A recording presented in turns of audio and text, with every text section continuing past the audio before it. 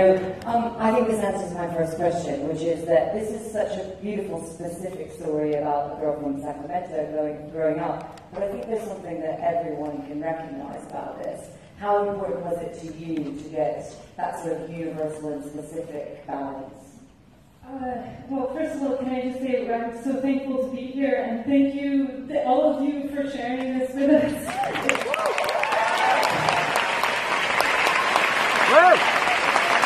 There are no perfect people, and there are no perfect lives, and I thought that Saoirse and the whole cast could really bring this depth of empathy to these people.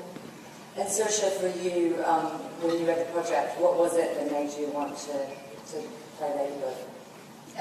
Well, even thanks for coming. So many of you.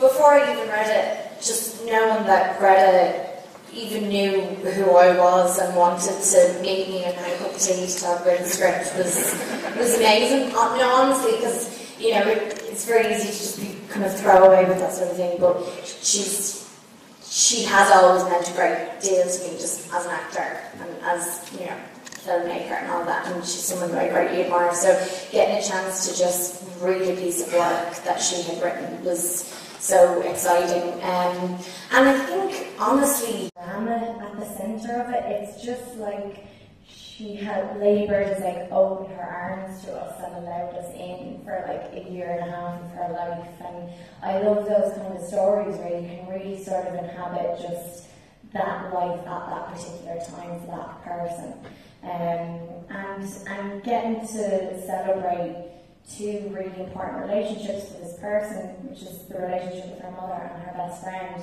was a great opportunity, because at most you either get to see one or the other on screen, even now, and to really be able to celebrate like the ups and downs of two best friends and what they go through when they're like just about to leave the structure of high school and where they grew up and how they kind of evolve as friends. That's fascinating. So yeah,